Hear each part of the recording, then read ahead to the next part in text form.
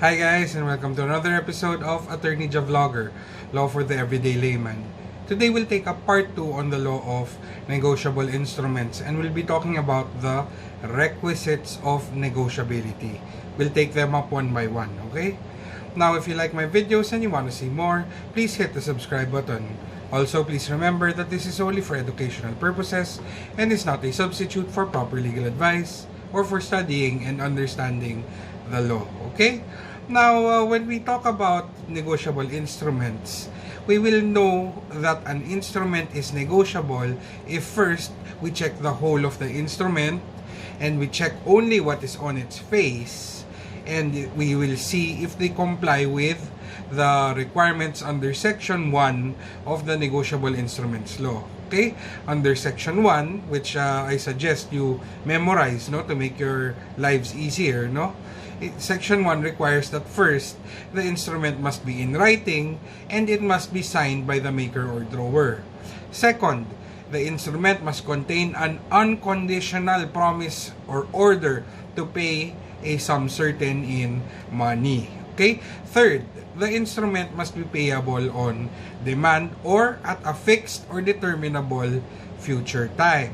Okay? Fourth, the instrument must be payable to order or to bearer.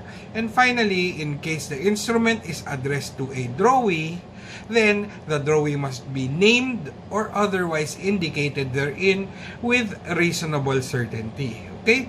Now, the general rule is that the instrument is non-negotiable or it is not negotiable if it contains a promise or order to do any act in addition to the payment of money.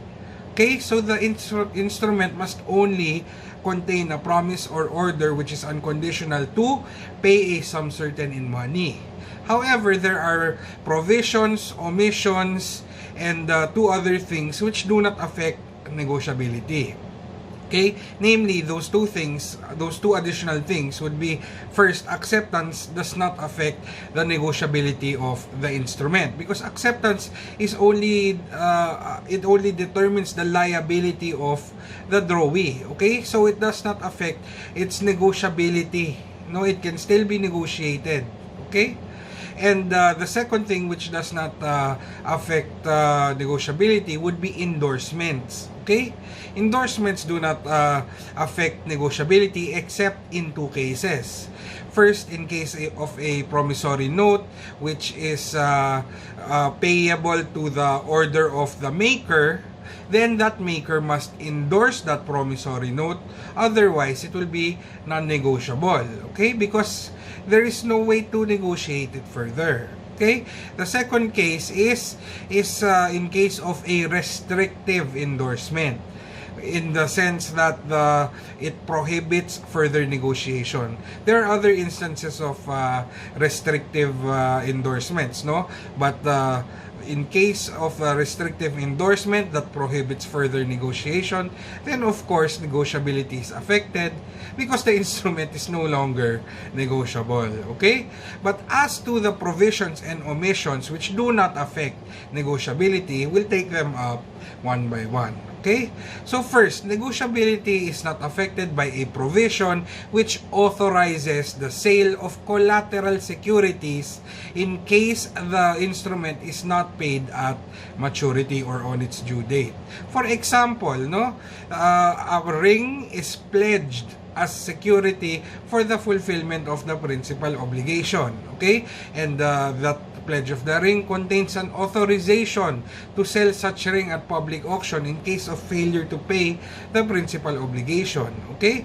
That provision in a negotiable instrument is valid. It does not affect the negotiability of the negotiable instrument because the act of selling the ring is an act which will occur when the instrument is no longer negotiable because it has already matured, no?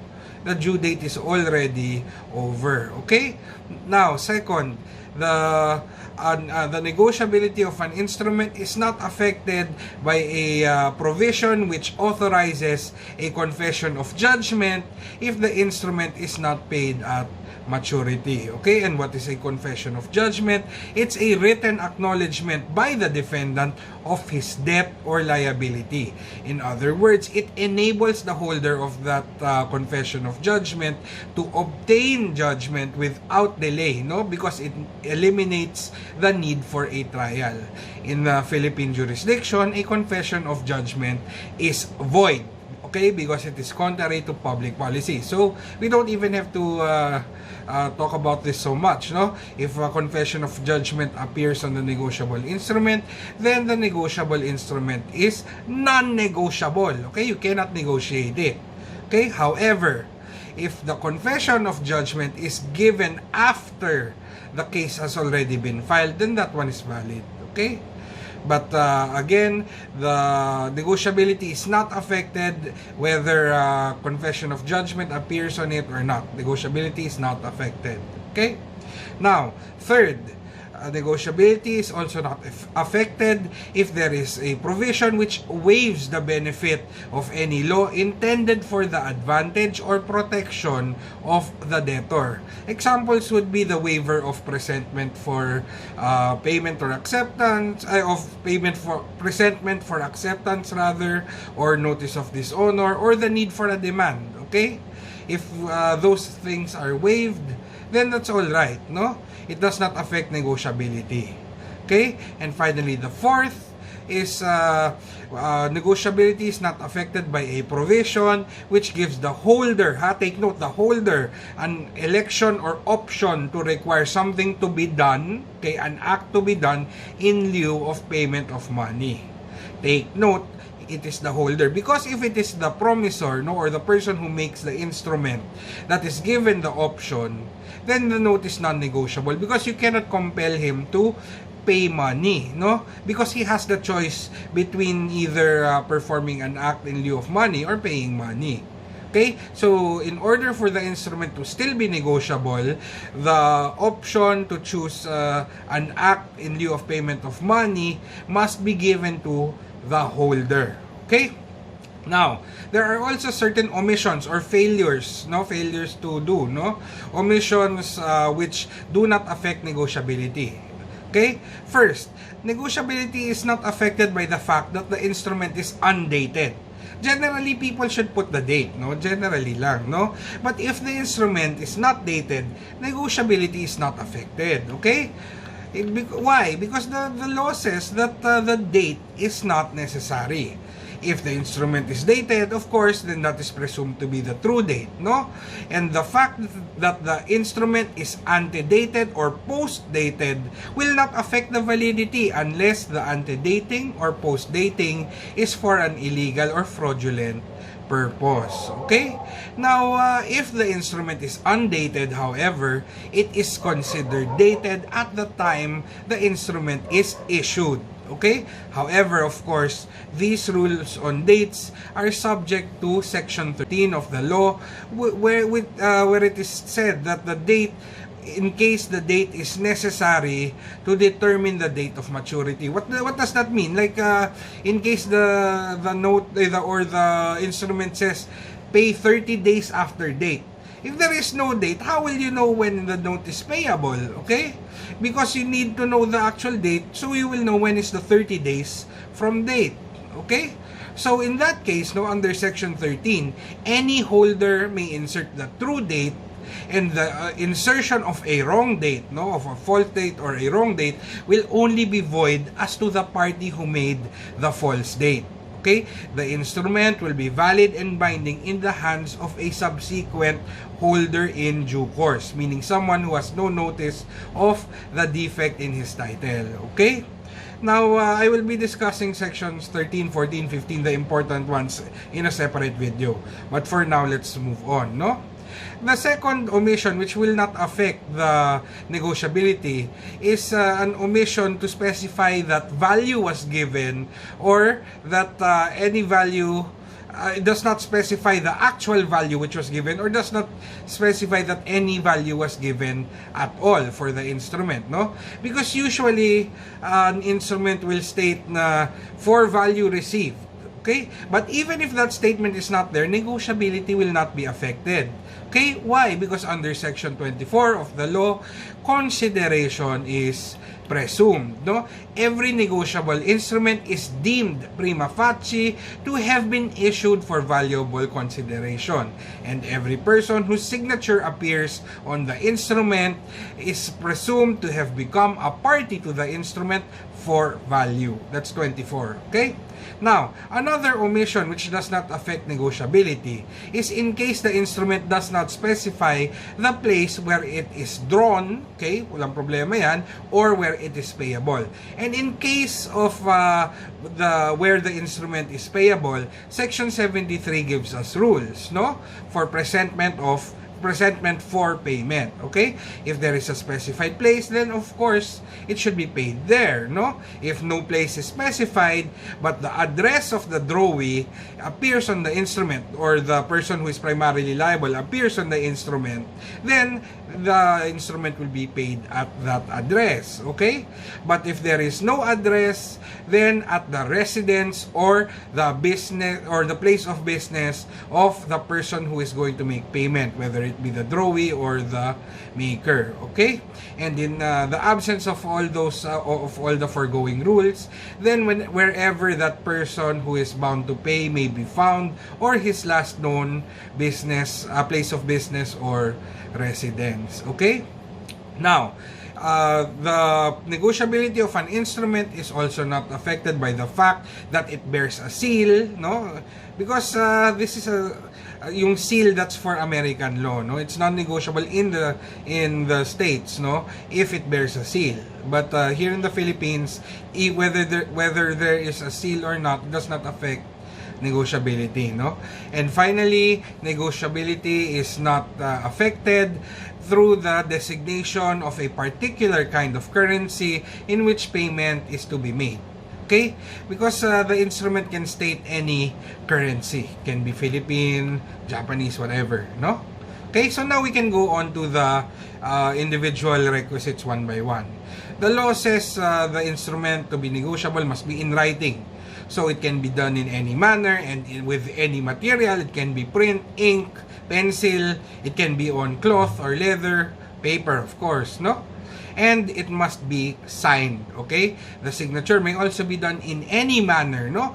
Print, electronic, whatever, as long as there is an intent to be bound by the signature, okay?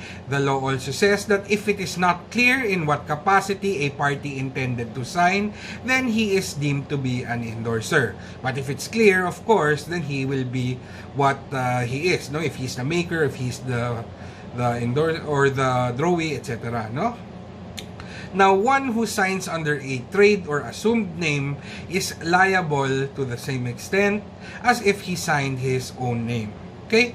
Now, second requisite, no? It must contain an unconditional promise or order. Okay? Any equivalent words will suffice, no? As long as the instrument is not subject to any condition, no? If you will remember, a condition is a future and uncertain event, the happening of which either gives rise to or extinguishes rights or obligations. Please just watch my episode on pure and conditional obligations for more information, no? But as an instrument which is payable upon condition, no, is not negotiable, okay? It must be unconditional. The happening of the event does not matter, okay? Because the happening of the event will not cure the defect that the instrument is subject to a condition, okay? Now, in case the words that are on the instrument would be a mere acknowledgement of the debt, no? Saying na, yes, I have a debt to you, no? Or an authority or request to pay, it's not an unconditional promise or order, ha?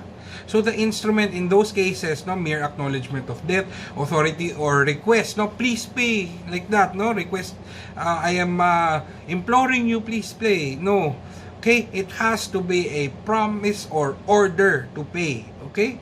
So in those cases, mere acknowledgement, etc., instrument is non-negotiable. It has to be an order to pay or a promise to pay, which is unconditional. Okay? Now, the law says that the promise or order to pay will still be unconditional, or the unconditional nature will not be affected by the following things. No, first, no, if there is an indication of a particular fund out of which reimbursement is to be made, or a particular account to be debited with an amount. Okay, in other words, the fund that is indicated in the instrument is not the direct source of payment. It's not the direct source of payment, but only a source of reimbursement. Okay, this is very, very important. A lot of questions in exams revolve around this topic, no? Okay, it does not affect the unconditional nature, no, yung this situation, no, because the reimbursement is made after the instrument has been paid and discharged. Okay, in which case the instrument is no longer negotiable, no, because it has been paid and discharged, no. In case the note is paid, the instrument is paid, it is discharged, it is no longer negotiable, and the reimbursement takes place after that. So that is why it is valid. Okay? So what's the test, no? You just ask, does the instrument carry the general credit of the drawer or maker, or does it carry the credit of only a particular fund? Okay? Is the fund the source of the payment, or merely a source of reimbursement? Okay? You just ask that to yourself, so you will find out.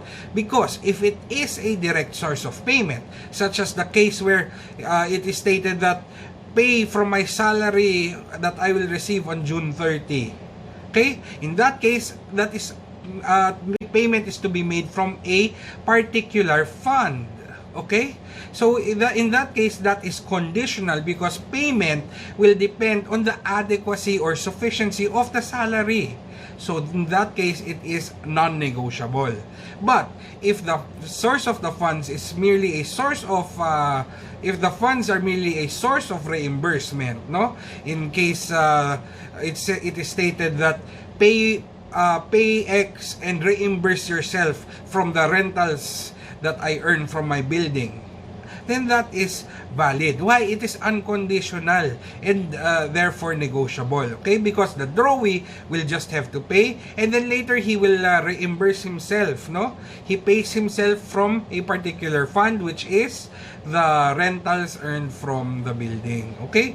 So the rationale in those for reimbursement from a particular fund is the same rationale for a particular account to be debited.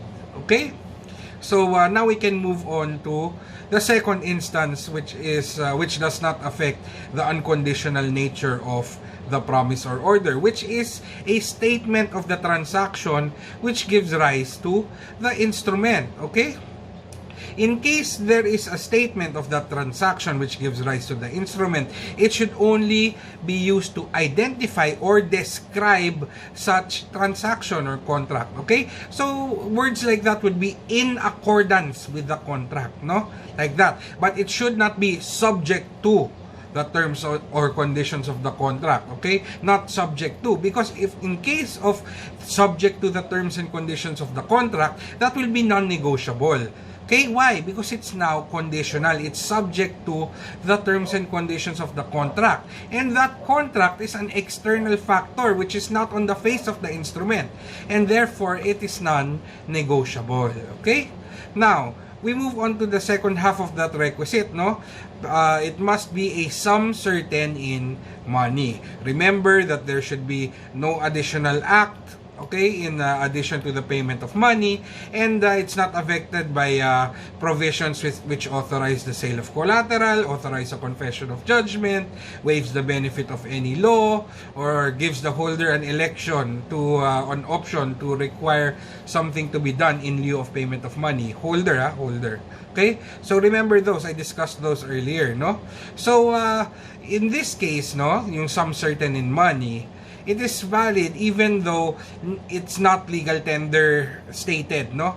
Such as in the case where pay X or his order 1,000 pesos in 10 checks, no?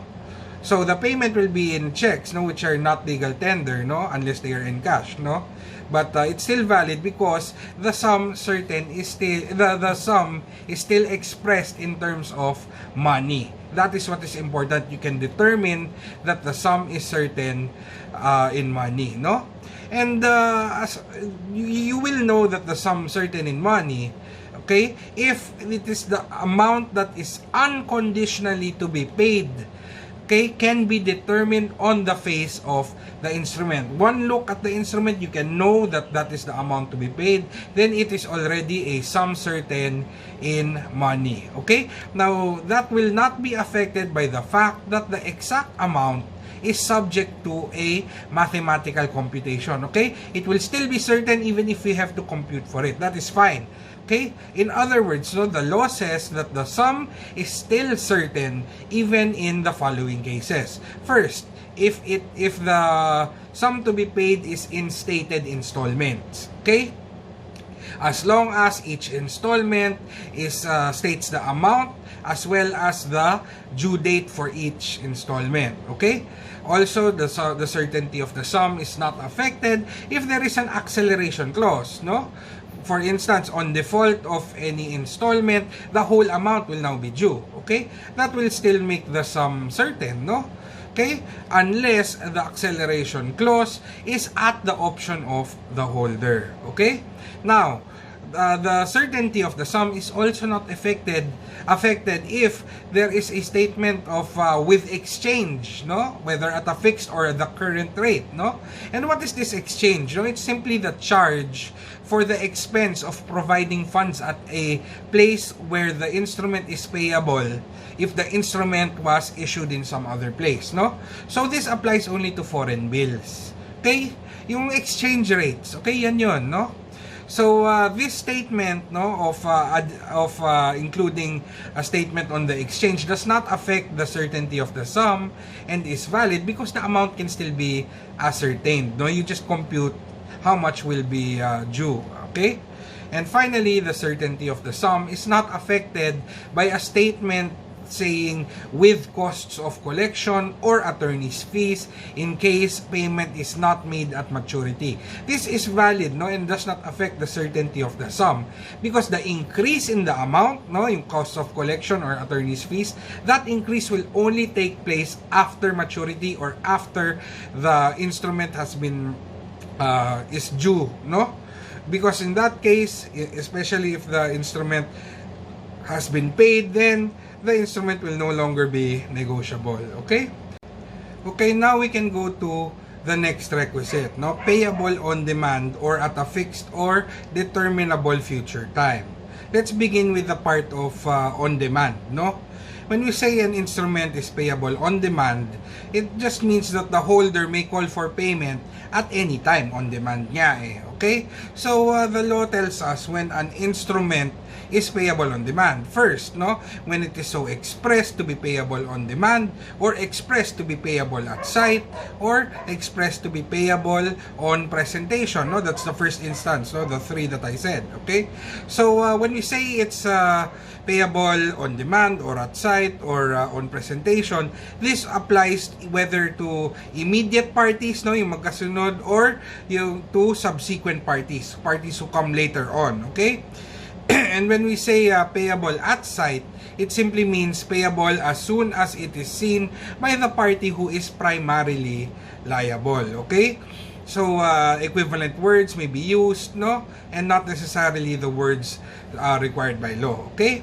Now, instrument is also payable on demand, second case, no? If there is no time for payment that is expressed on the note. Okay? There's no time for payment, no? This applies only to immediate parties, yung magkasunod, no? Why? Because as to immediate parties, there is no difference between a holder in due course or a holder who is not in due course. We'll discuss that later on, no? And finally, an instrument is payable on demand in case it is issued, accepted, or endorsed when overdue. meaning it's past its due date. So the person or the party who so issues, accepts, or endorses that overdue instrument, okay, as to that person, the instrument is now payable on demand. Why? Because if an instrument is overdue or past its due date, it necessarily becomes a demand instrument. It's payable on demand. Why? Because the due date is over nga. Okay? So the holder in that case has an immediate right to demand payment.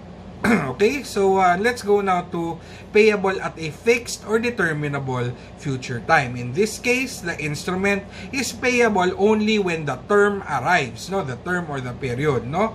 The time must be certain so that the holder will know when he may enforce his rights under the instrument and compel payment, and so that the person who is liable on the instrument will know when he will be required to pay. Okay? Now, the law gives us instances when it is payable on a fixed or determinable future time. And first, no, if the instrument says that it is payable at a fixed period after date or site, no? So, pay on June 30, okay? Or pay 30 days from June 30. Or pay 30 days after site, no? That's valid, okay? Another instance also is on or before a fixed or determinable future time, no, such as pay similar to the ones I said earlier, no, in our case, no, pay on or before September 30, okay, like that, no. And the next case is if it is payable on or at a fixed period after the occurrence of a specified event which is certain to happen, though the time of happening may be uncertain. Remember, no, in my discussion on periods and conditions in obligations and contracts, no, death, no, death is considered a period because death is certain to happen, okay? Although even though it is uncertain when, okay, there is no one here on earth who will not die, so it's a period, okay? So that's also valid here, no? So just remember, no, that an instrument will be negotiable if it is subject to a period, but if the instrument is payable subject to a condition, then it is not negotiable, ha? Please remember that, no? And the happening of the event will not affect the negotiability. It will not cure the defect, okay? Now, what if the day and the month, like June 30, no, are stated, but the year is not given, no? Just June 30. There is no 2020 or etc., no? Okay? The instrument will still be non-negotiable, okay? You cannot negotiate it. Why? Because the date is uncertain, okay? The year is very important, okay? Now, what if the instrument states that the amount shall be paid in 2 installments, no? And it is only the second installment that is given a fixed date for payment. That's still negotiable. Why? Because now the first installment will be considered payable on demand, okay? So now let's go to the next requisite, no? The instrument to be negotiable must be payable to order or to bearer, okay? Let's take up to order first, okay? An instrument is payable to order if it is drawn payable to the order of a specified person, okay? The order of a specified person, ha? Not to a specified person, to the order of a specified person or to him or his order, okay? Equivalent words may likewise be used, no? It doesn't have to be the words of the law itself, no? As long as payment is not made to a specified person, like pay to X, pay to Mr. Juan de la Cruz, that is not negotiable, okay? Why? Because the promise to pay is limited only to that person, so it's not negotiable, okay? It has to be pay to Juan de la Cruz or his order, okay? Now, the law says that an instrument may be drawn payable to a payee who is not the maker, drawer, or drawee. So that can be anyone, no? Pay to X, to Y, to Z, etc., no? It may also be to the drawer or the maker of the instrument, no? To the drawer himself, the maker himself, no?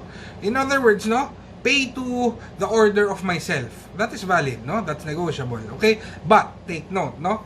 In case of a promissory note, the note must be endorsed by the maker. Okay? If he says, I promise to pay to the order of myself, okay, that is valid, that's negotiable.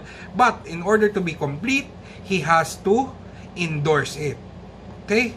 Why? Otherwise, without that endorsement, it will be an incomplete instrument, and it will be, especially if it is not delivered.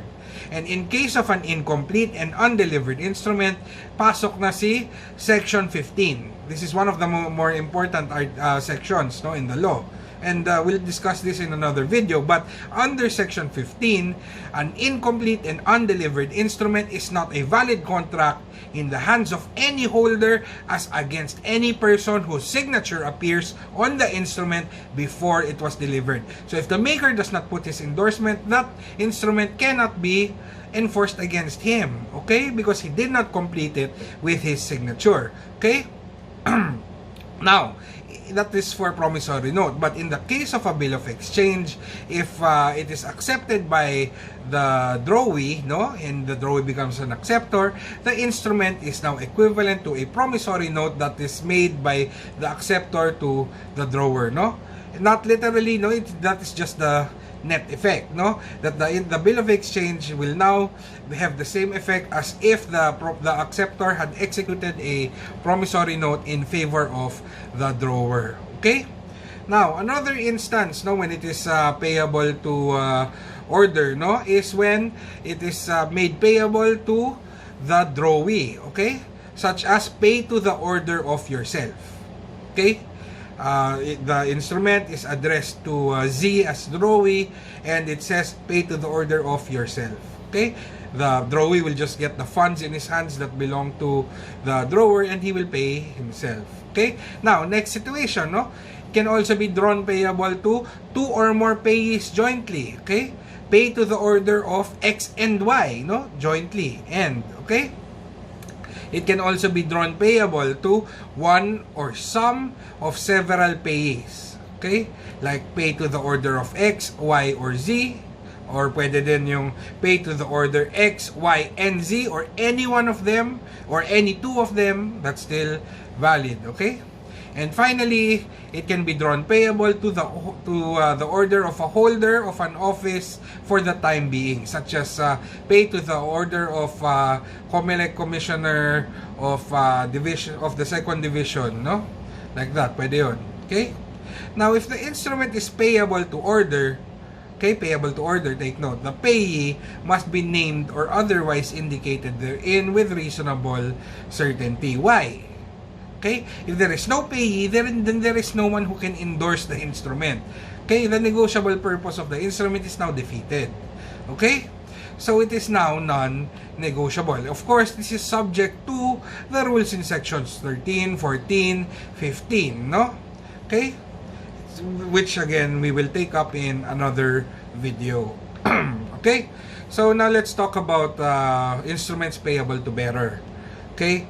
In case of instruments which are payable to bearer, these instruments can be, or payment of these instruments can be to any person who is in possession of the instrument, of course, in good faith and without notice that his title is defective. Okay, payment will be at or after maturity. And in case it is paid, the instrument will now be discharged, no? When you say to bearer, simply the person who bears the instrument, no? It's in his possession. Okay? And when is an instrument payable to bearer? Of course, first, when it is expressed to be payable to bearer. Okay? Even the words pay to bearer, that's fine. Okay? It doesn't even have to be pay to X or bearer, no? Just pay to bearer is fine. Okay? But okay, it should not be pay to bearer, X. Pay to bearer X. Why? Because in that case, the word bearer merely describes X as being the bearer. And in that case, since it merely describes X, then it is a payment to a specified person, which will render the note non-negotiable. Okay? So it has to be pay to X or bearer, or whether it pay to bearer or X. Hindi pwedeng pay to bearer, X. Because bearer simply describes X. Okay? Now, second case, when it is payable to a person named therein or bearer. Well, I just discussed this earlier, no? Pay to X or bearer. Ganon, no? Next case, no? When it is payable to the order of a fictitious or non-existing person, no? Fictitious or non-existing person. And this is also important. The fact that that payee is fictitious or non-existent was known to the person who made that instrument. Okay, that person has to have known that the payee was fictitious or non-existent. Okay, because this will not apply if the maker or drawer made the instrument, no, believing that there was an actual person by that name. Okay, this will not apply. The maker or drawer must have known that the payee was either fictitious or non-existent, no? Why? Because the intention of the maker, if he knows that the payee is fictitious or non-existent, is to not pay. Okay, his intention is to not pay and not be bound, no?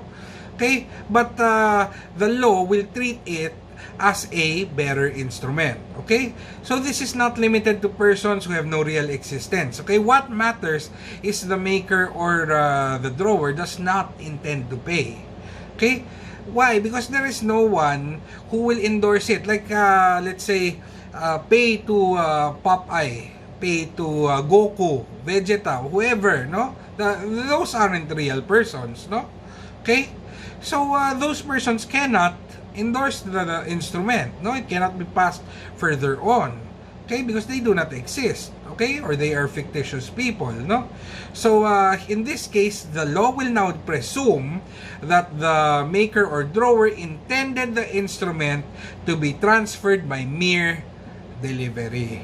Okay, and the law will now treat it as a bearer instrument in order for the instrument to still be negotiable. Okay, just remember, the maker or the drawer must have known that it was a fictitious or non-existent person, okay, in order for the instrument to be still be treated as a bearer instrument. Okay, now the next case is when the name of the payee does not purport to be the name of any person.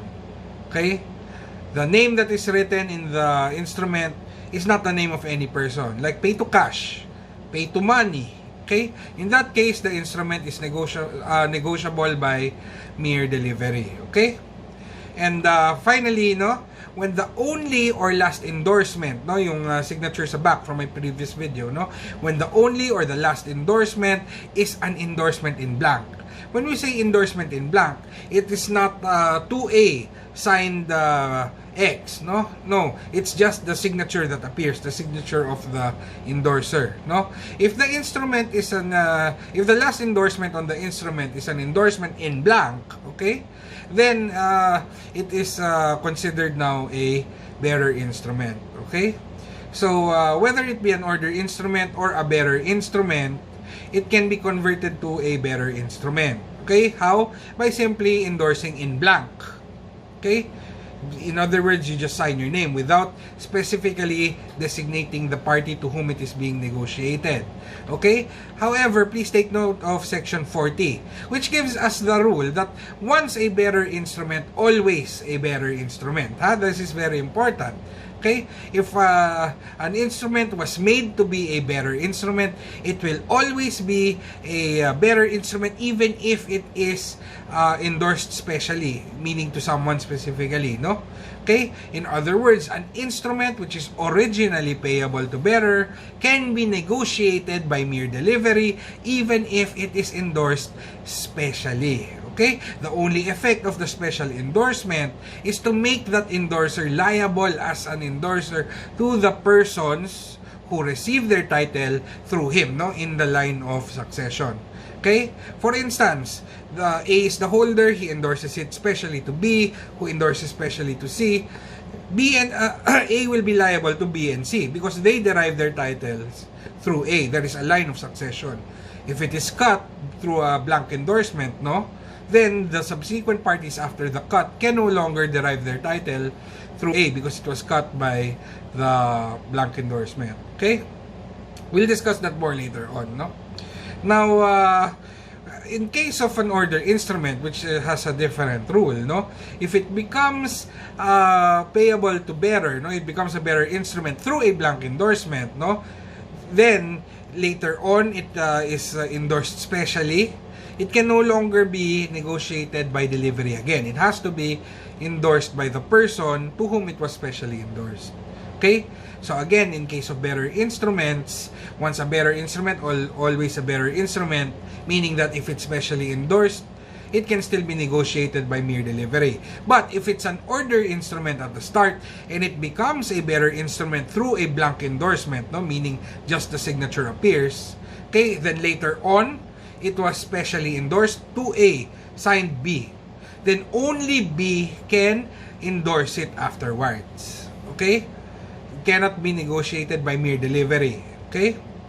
So now, let's just distinguish payable to order and payable to bearer, no?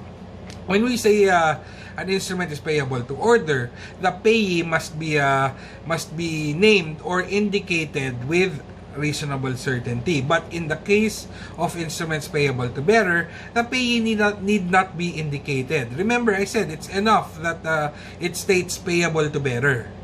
Okay? Now, an instrument which is payable to order can be negotiated by endorsement coupled with delivery.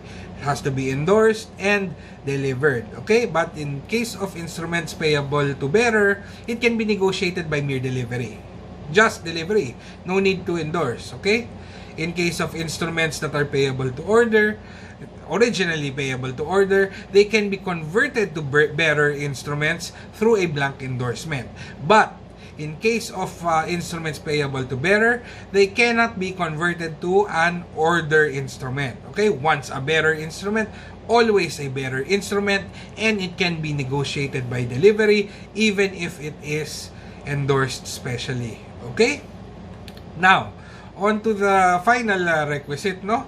Where the instrument is addressed to a drawee, he must be named or otherwise indicated therein with reasonable certainty. Okay, now this requisite only applies to a bill of exchange because there's no drawing in a promissory note. Okay, and under section 128 of the Negotiable Instruments Law, a bill may be addressed to two or more drawees jointly, no, whether they are partners or not, such as in the case of 2X and Y, no, please pay someone, no. Okay, the drawees are X and Y jointly. Okay, it can also be to A and B. Okay, so jointly, no, basta it cannot apply to two or more drawees in the alternative, like to X or Y. Okay, cannot be like that, no. And it cannot apply in succession, no, like to X and in his absence to Y. Okay, that's drawees, ha, take note, it's drawees. Drawees cannot be named in the alternative, X or Y, or in succession. Okay, X in the absence or thereof, then Y. No, it cannot be like that. Okay, why? Because now it will be difficult to determine the exact date of dishonor. Okay, because you cannot say that a bill has been dishonored until all the drawees have dishonored it. Okay. We'll discuss that more in the life of the negotiable instrument, okay? And finally, no, on the last requisite is subject to the rules in section 14, okay? And we'll talk about that in a different video, okay? Now, since I have discussed the requisites of negotiability, there are certain instruments which are definitely not negotiable, like treasury warrants. Treasury warrants are not negotiable because they are payable out of a particular fund, namely out of the national treasury. Okay, postal money orders are also not negotiable. Why? Because the order is unconditional, as the Bureau of Posts can refuse to pay on different grounds. No? There are numerous grounds, and these postal money orders can be endorsed only once. And finally, the post office is not run for profit, no? It's for public service. Okay, letters of credit, they are also not negotiable, huh? And letter of credit, no, it's a financial device which is developed by merchants as a convenient and relatively safe mode of dealing with sales of goods to satisfy the seemingly irreconcilable difference between the seller who refuses to part with his goods before he is paid, and the buyer who wants to have the control over the goods before paying, no? That letter of credit facilitates the transactions between the seller and buyer. Usually, it's the seller and buyer are in different countries. This is non-negotiable. Why? Because this is addressed to a particular person, okay? To a specified person. Now, trust receipts also are non-negotiable. And trust receipts are an arrangement which facilitates the sale of goods, no?